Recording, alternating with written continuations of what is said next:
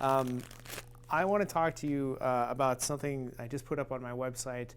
I've been working with Christian Griego a lot in the last couple of years to try to get these things available to the general public. In the past, I'd just grab a Doug Elliott rim because I had a few laying around. There was times that I would just take a hacksaw to a mouthpiece that was sitting around. What I noticed is being somebody who's from Chicago, I didn't grow up in Chicago, I went to school there enough that buzzing was a way of practice, it was a way of life. And I would buzz on the mouthpiece a lot, and I got great benefit from that. But when I got to the Boston Symphony, I started to buzz on just the rim. And I noticed that the rim helped me to stay efficient, elegant, okay? I just had to grab my mouthpiece there. When I play on the mouthpiece itself, I can't really hear the quality of the buzz. I can't hear if it's clear. I can't hear if it's woofy. I can't really tell anything other than pitch. I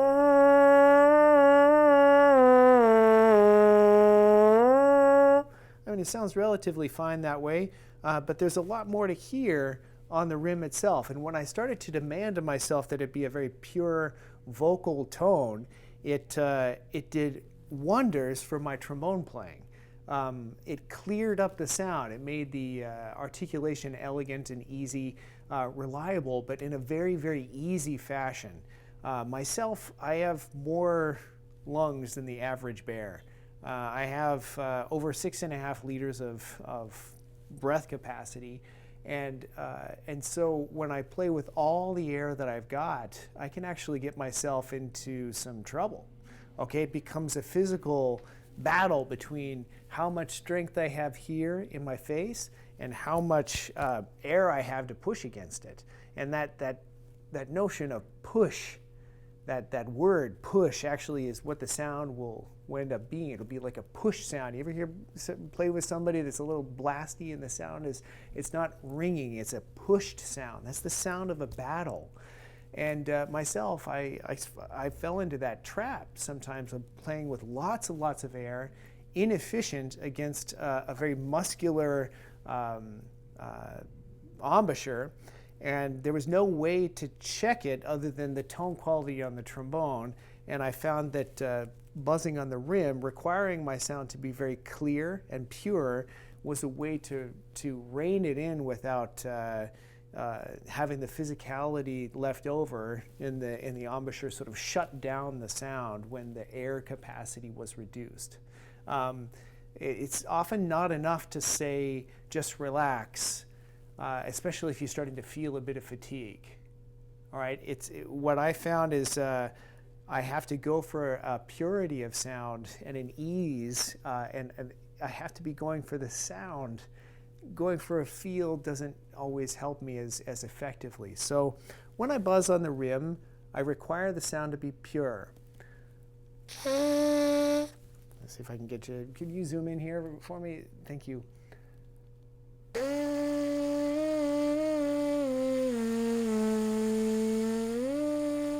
Does that work? Have we got the angles? I don't know if we have the angles set up that you can.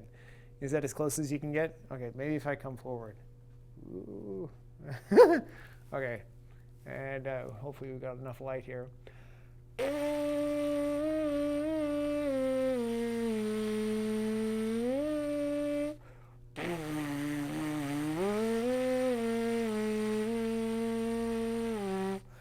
Now what I'm going for is a sound that is as vocal as possible.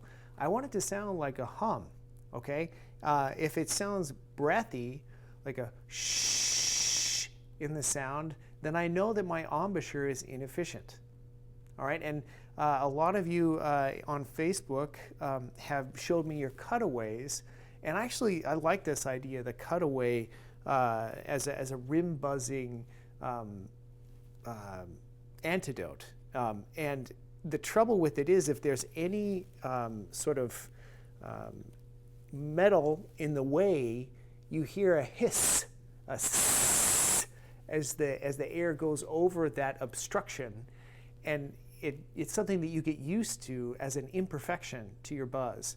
And that's kind of why I recommend, I don't know, I've got a Another one here is from an older time. You see that it's just a ring, and there's nothing in the way.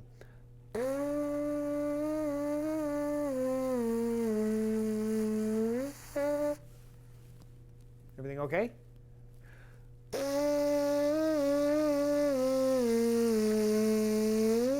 So all these work, but if I start to put more metal in front of the rim, you start to hear that as obstruction. And so if I take this, this is one of Christian Griego's Bousfield mouthpieces that I actually really enjoy. This is a Bousfield 5.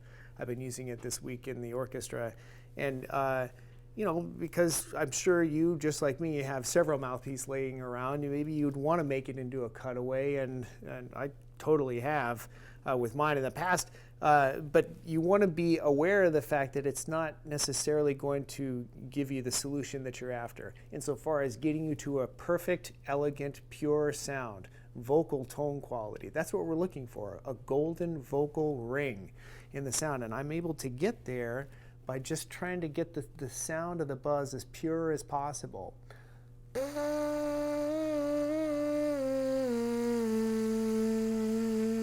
See, I can hear a bit of a hiss there. Now, let's talk about a couple of ways that you're going to hear a hiss, right? If your lips are spread open, right, sort of teeping into the mouthpiece, there's all this musculature around the lips that have to be holding the teepee in its place, right? And what typically happens when you're like teeping into the mouthpiece with your lips, you're blowing, you're basically supporting the teepee with the air. Your lips become somewhat like a parachute. But as you decrease the air speed, the teepee starts to collapse. And that's when you have response issues. Perhaps you've experienced that. I know I have. So when you have these response issues, right, it's the sound of the lips being teeping into the mouthpiece, and maybe the muscles get really tight, and then when your lips are tight inside the rim, they just stop vibrating. And you've heard me say this before in previous master classes. The physicality shuts down the sound, shuts down the resonance, right? So I don't know, like for me, if I usually keep a rim just in my breast pocket. You can't see that, so it'll be like if I'm wearing my tuxedo, it'll be just sitting right there, and I'm getting ready for the final chorale in Chike 6.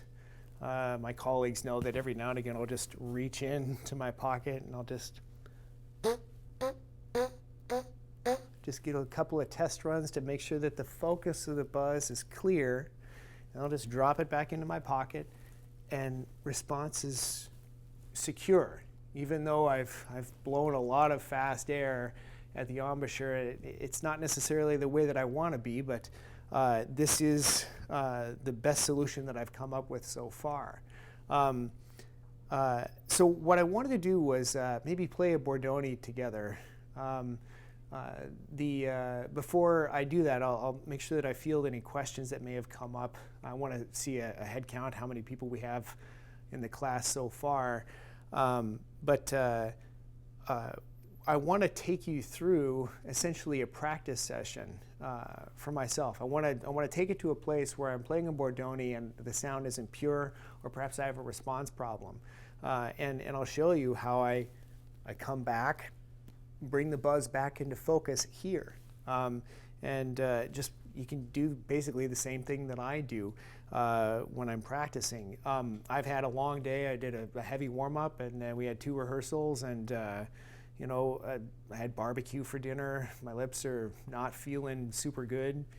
So I want to show you what it looks like. Bye, guys. I want to show you what it looks like when I'm not having a really great day, and how I can bring it back into focus here. So talk to my producer here. How many people are? 55. Oh, that's like twice as many as last time. Although last time I was pretty late getting everything set up. The sounding okay? Yeah? They said it's the best you've sounded yet. Oh, good. I finally got on the phone to technical support today, and I was like, what am I doing wrong? And I discovered I was layering the scenes to the right instead of stacking them up and down. So I might be able to show you, although maybe if you saw on Facebook the setup that we have going here today. Are there any questions so far? Yes, there's a question. Is it beneficial to buzz in the low range or extreme low range? Oh yeah, this came up last time.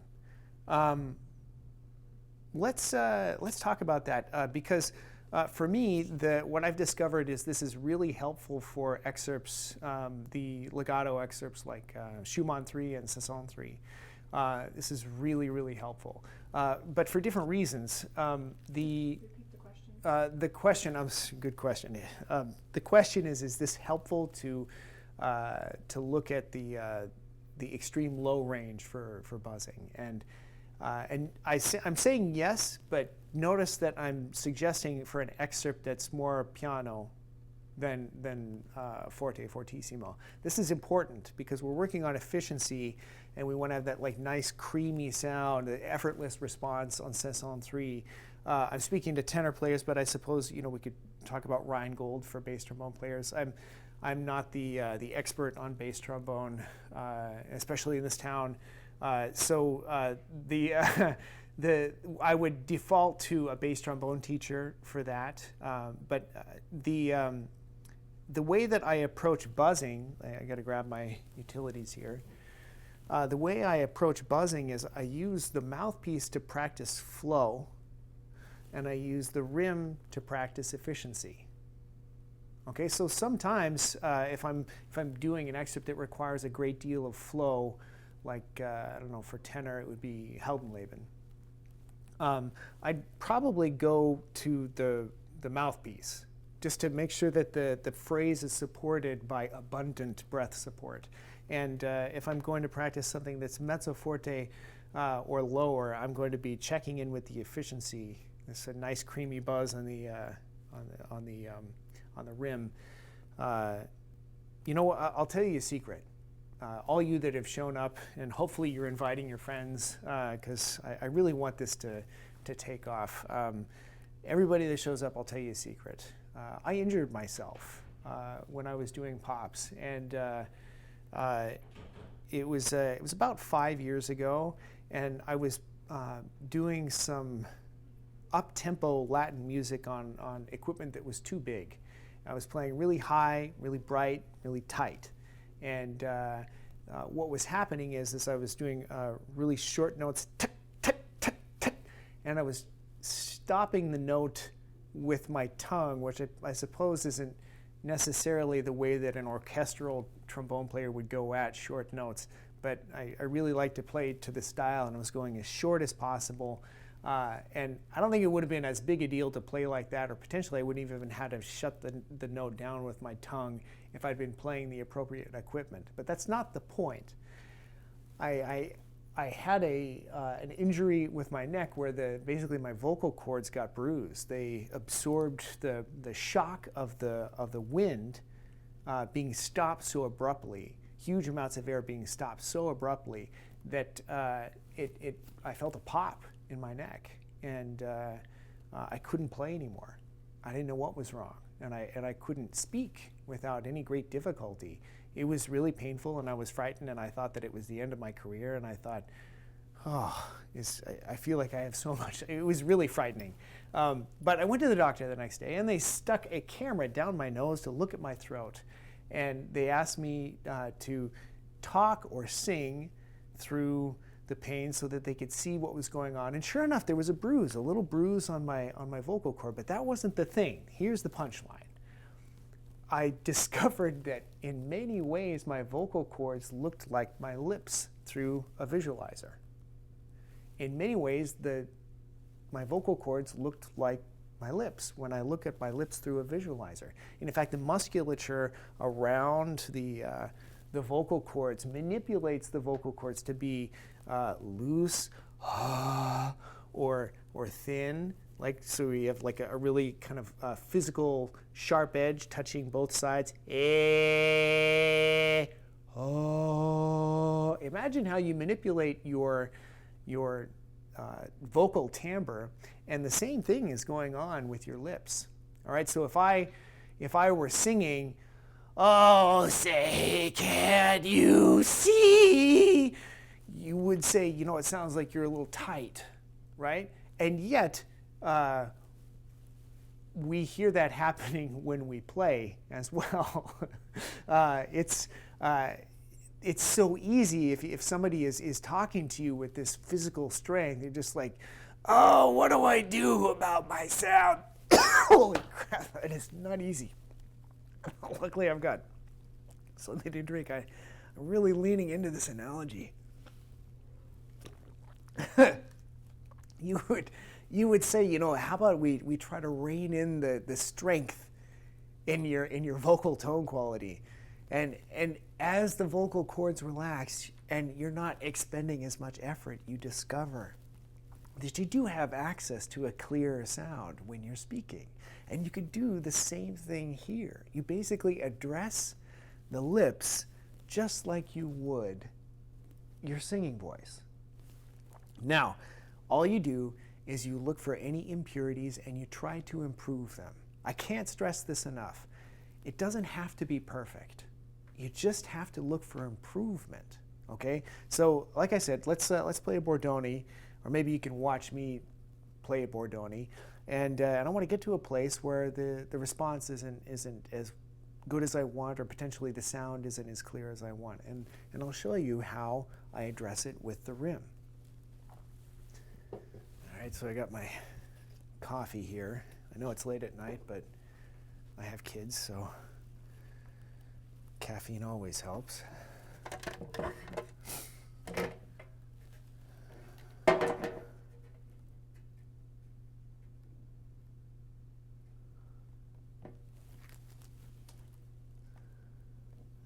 Which one shall we play? My favorite, I think, is number 23. Let's see here. Method book. Got it all in 4-score. I don't know if you knew that you use 4-score, but I just love this program so much. Some of my friends have the iPad Pro, and 4-score on the iPad Pro, it looks like a necessary investment. It is coming. Yeah, number 23, my favorite.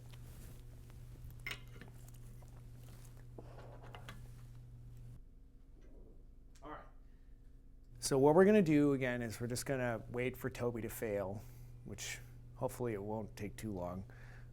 We're just looking for any impurity in the sound or in a slur, and I'll show you how I fix it with the rim.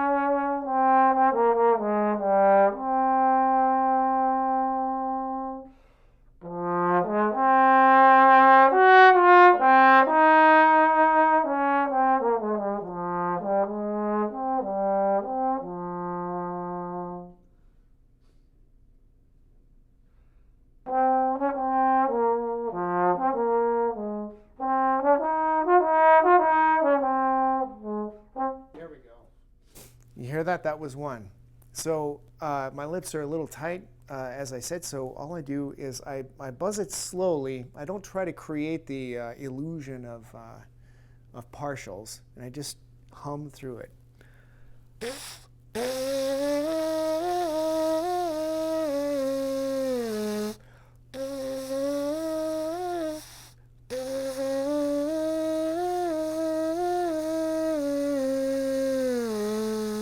There we go, that's getting pretty close. Now there's a rule of at least 2, hopefully 3. You want to get 3 successes, okay? So that's what your body remembers when you go to play it.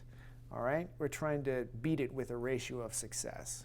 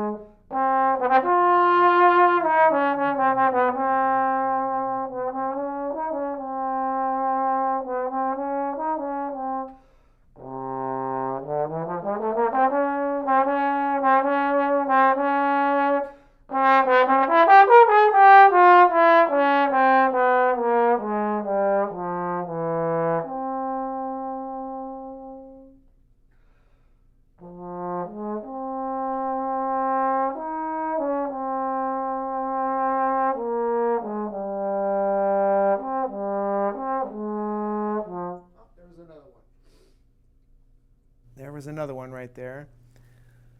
What I've done, I don't know if you can tell, is I started out doing natural slurs because I just wanted to float my embouchure. And as I'm getting more into it, I want to have that control, that precision of articulating every note. There's a rhythmic clarity that's kind of fun to play with when you can get your legato just right. So I'm articulating every note, and the response is not exactly the way I want it. So I'll buzz it, trying to get that purity of sound again. Ooh, that's got some grit in it. See how our instruments are actually good enough that you can have a gritty buzz and they'll still give you a relatively good sound. So this is kind of a way to really bring it back into focus.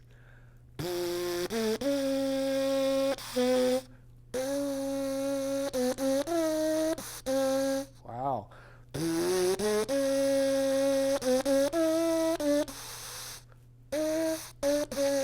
Wow, this is a good exercise for me.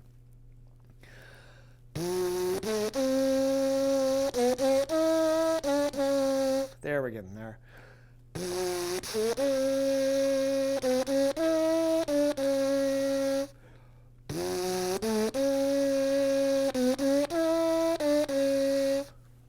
All right, let's see what that does.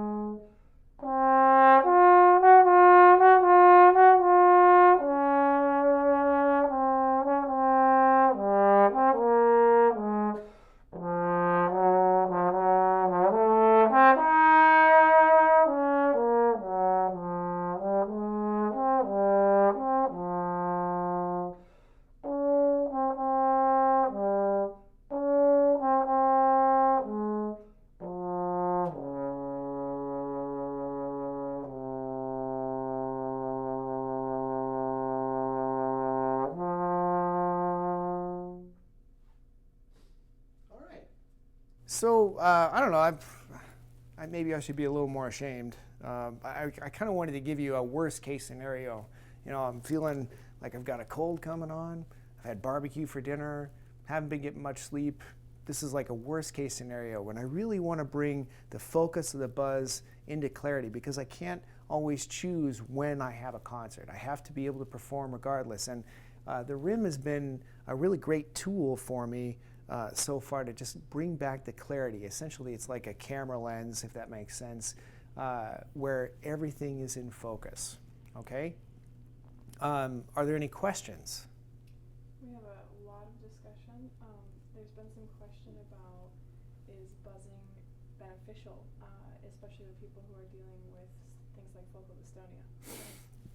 I'm glad you brought that up. The question is buzzing beneficial, especially for those who are dealing with focal dystonia?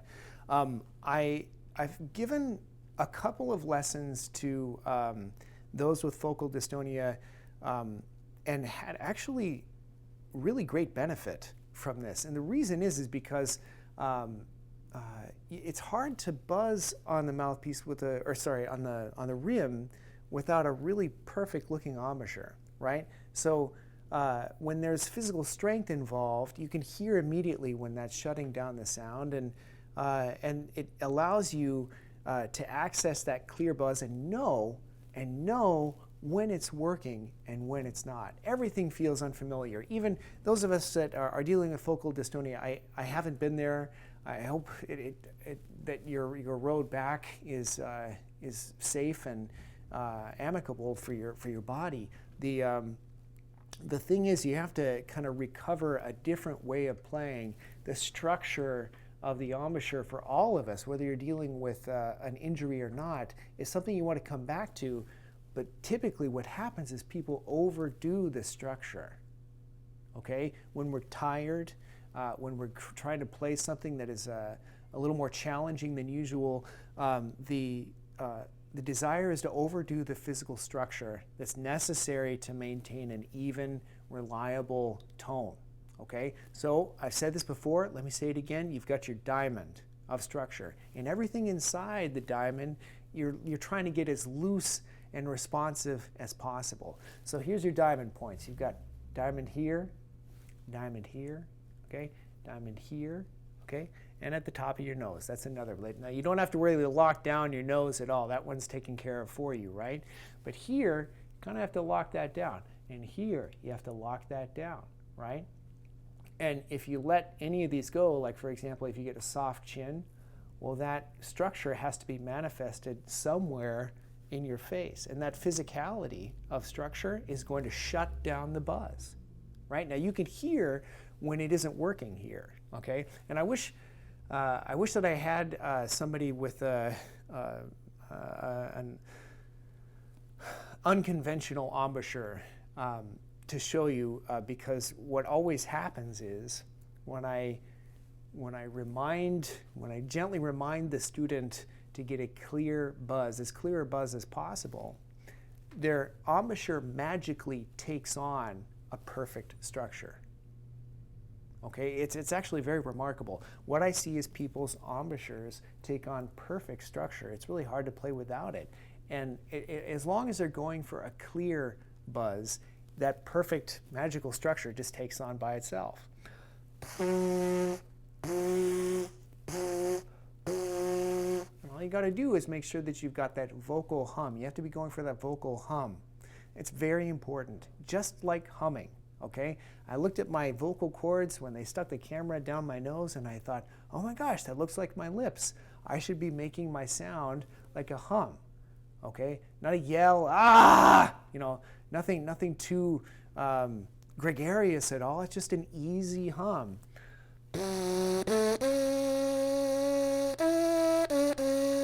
Now, as I talk about articulation, that's another thing that you can address. If you hear sort of schmutz in the sound and the tone, that's something you've got to clear up and use the rim. But also, too, if you hear the articulation being overdone, the tongue itself actually can be very physical in the process. And in fact, the tongue can get locked up sort of in a swept back. You get this sound, and you can address that as part of your rim studies. This is advanced rim studies technique I'm going to give you right now, okay?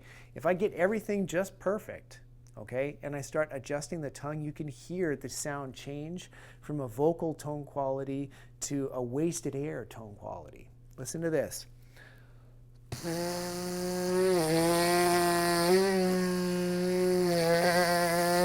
That's all done by manipulating the position of the tongue in my mouth. Imagine if my tongue was locked as I articulate, sort of forcing the air to go around it in a very deliberate fashion, the tongue sort of becomes a physical quotient in the tone production technique. And you can use the rim to address the fact that it is working too hard.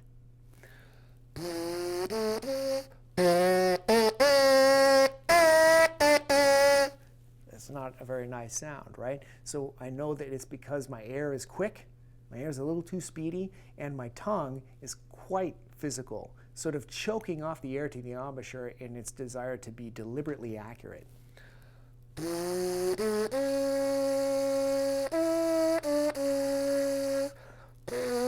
That wasn't a good one.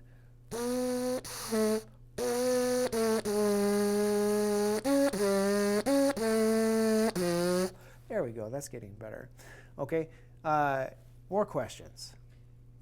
People are wondering about your thoughts on free buzzing. Excellent. I'm so glad you guys brought this up. The thoughts on free buzzing. Now remember what I said before, that we've got our diamond of structure point, right? We've got essentially a diamond for our embouchure, right? Here's the top of the diamond, here's the side, right? And here's the bottom, right? Now ideally, all of the lips inside the diamond are as loose as possible. I'm not saying that there's no structureless, but they are as loose and resonant as possible, okay? When you're free buzzing, it's harder to maintain that through a variety of registers. In fact, what I see happening when people free buzz is the lower lip will begin to tuck under the top lip as you ascend in the upper register. When you buzz on a rim, that doesn't happen. Okay? And I'm not sure why. It might be that there's a micro amount of structure added by the pressure of the rim on your face, light as it may be. When you free buzz, it's a little more difficult to maintain. Okay? I've not seen more than the most advanced player make free buzzing work as a viable practice technique to help tone and articulation production. Any other questions? Yeah, someone would like you to clarify the sound of the buzz. They're saying that it seems like you don't think it's a typical buzz sound, but more of a quiet hum. Okay, so Just want you to clarify the type of quote-unquote buzz that you're going for. the question is to clarify the type of buzz that I'm going for. I feel like I've already done this, but I'll say it again. The type of buzz that I'm going for is just like humming. Okay, I take it this melody here, our favorite, number 23.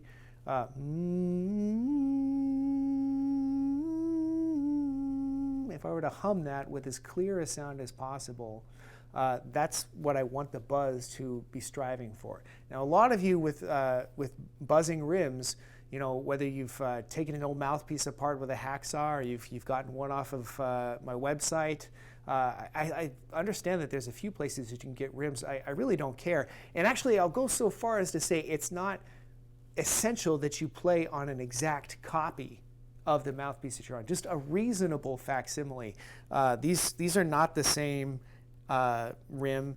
In fact, I've got just rims floating around from all different places. And they always, as long as I'm dealing with something that is reasonably similar, I get the same benefit, okay?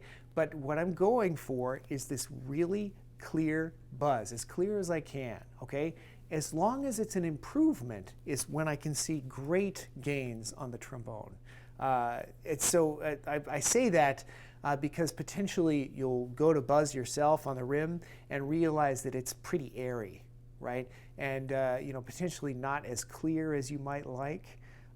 You're going for improvement. You'll see huge returns on the trombone. It's usually like a thunderbolt with my students when I get 2 or 3 times through a phrase for them to buzz, and then they go to play, and the sound and the articulation is radically improved.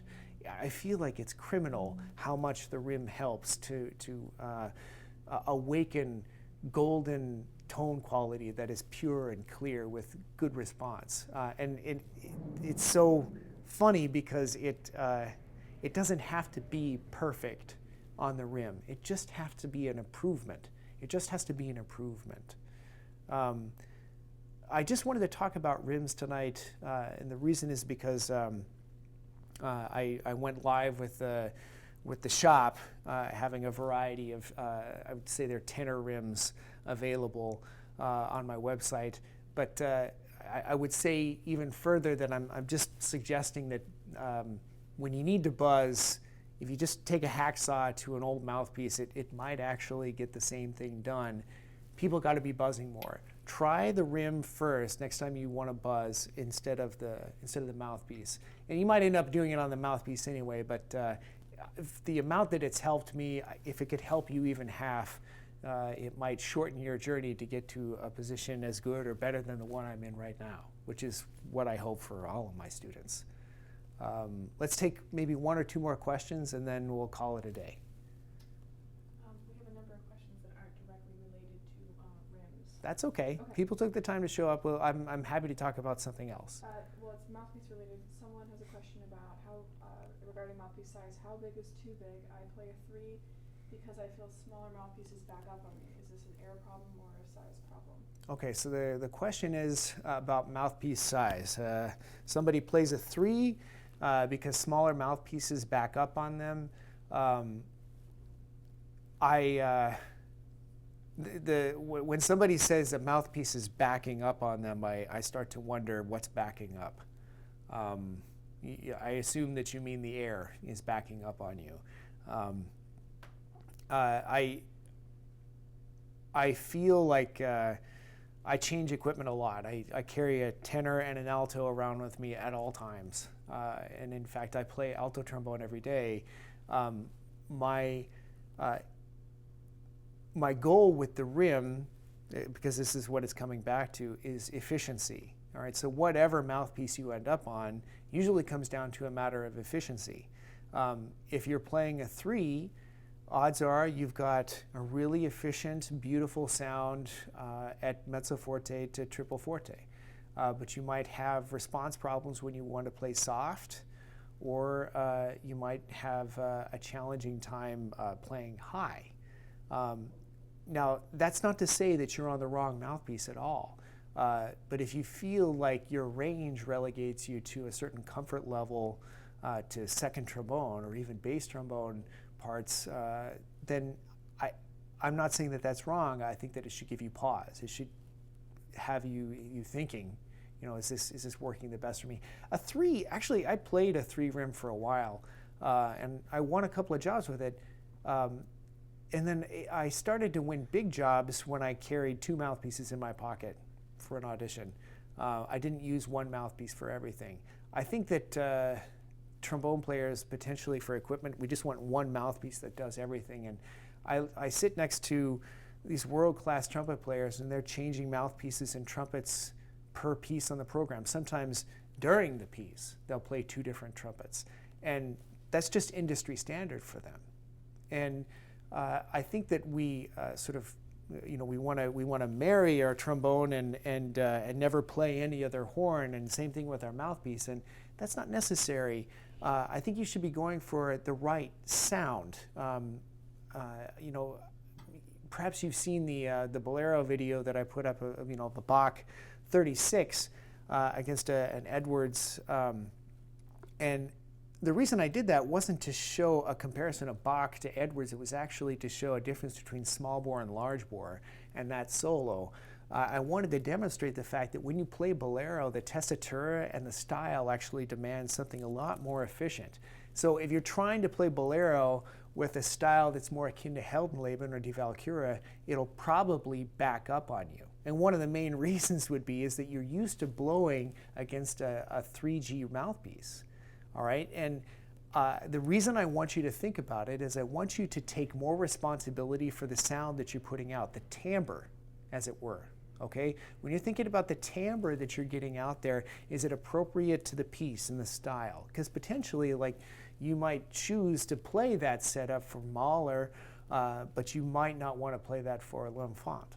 All right, and all of these are in the first trombone repertoire for orchestral 101. You want a job, you're going to play these excerpts. And I think it may be foolish to try to do everything on one setup. There's only a few people in the world that can do that, and for us mere mortals, I think we might start following the trumpet paradigm for success in choosing equipment with a little more variety. One or two more? One more, and this is good because it relates to a future class I know you want to do. Someone asked how you go about playing a concert where you have to play both tenor and alto with the mouthpieces. All right, so the question is, how do I go at a concert that I have to play both tenor and alto? This actually happens quite a lot. There was a time that was a problem, and switching mouthpieces for a concert or even switching horns, and I decided that it was not going to be a problem for me.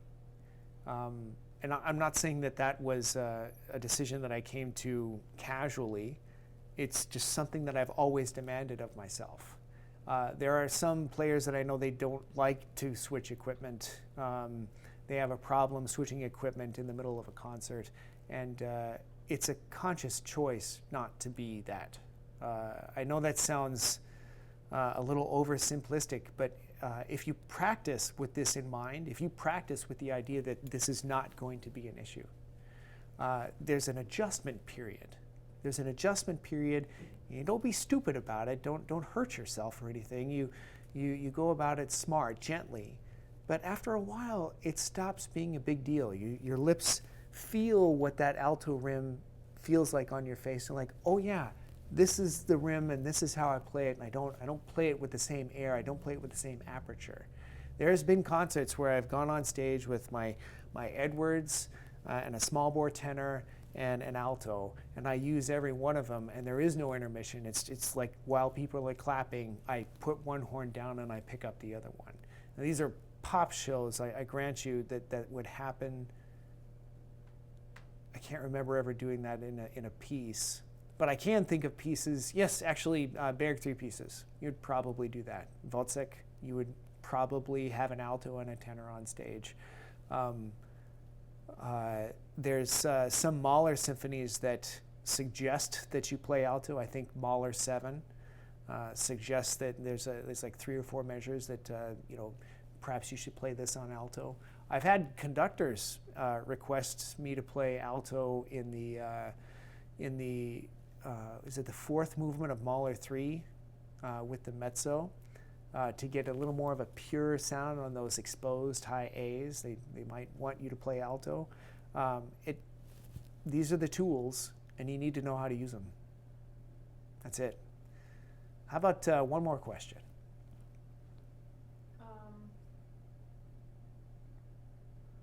We just have a lot of repeat questions.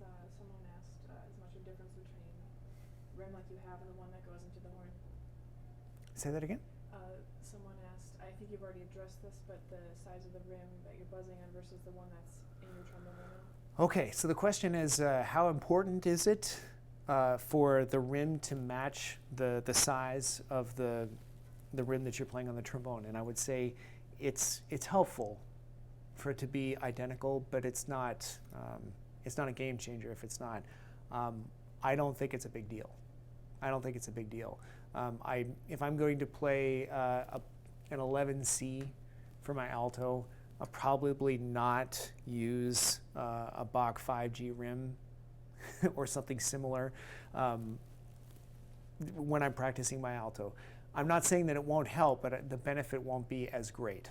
Okay, so I would suggest that if you can find something that is reasonably similar, I have a whole bunch of tenor trombone rims, and they're not all the same size, just kind of floating around my locker, and I just grab one before I go on stage, both to warm up with, and then if I feel like I need to focus my embouchure at any point in the concert, it's just kind of a covert way to do that. It's not essential. It helps, but it's not essential. Like I say, it's probably the easiest thing for you to do to just, if you have a hacksaw and you can wrap a mouthpiece in cardboard and then put that in a vice grip or in a vise and then tighten it down really good and then just elbow grease. You just like cut off a mouthpiece that you have. Or you can go onto my website and you can buy one of these rims that, I mean, $40 is pretty reasonable. Just go onto my website, tobyoff.com, and go to the shop. It's right there. There's a selection of tenor rims. Like I say, it's helpful if it's the same, but it's not a game changer. It's not a deal breaker if it's not a perfect identical copy. Okay, so yeah, I really appreciate you all showing up. How many people are watching right now? 58. We've had between 55 and 60. So let's call it an even 60. I'm really glad that you guys came. What I want you to do, if you could subscribe, tell your friends to subscribe, it actually really helps. I know that many of you probably didn't know this was happening unless you got the notification. You don't get the notification if you don't subscribe. So please hit the subscribe button. It really, really helps. And I'm going to do my master classes here with more and more frequency, but I want to hear from you. Give me an idea for what you want the next masterclass to be about. I was thinking that I'd really like to do some excerpt coaching and just give you some random ideas about like the traps with excerpts that you don't want to fall into. That was one idea that I had. General practice techniques aside, I'd love to know from you what you'd like to see covered in some of these late night master classes. So thank you so much for showing up. Thank you so much. And tell your friends, share it on your social media, Facebook, Twitter, whatever. But this is where the party is. And I want there to be more people because this is a lot of fun. I'm learning a lot doing this. So I'll see you next time. And yeah, happy practicing.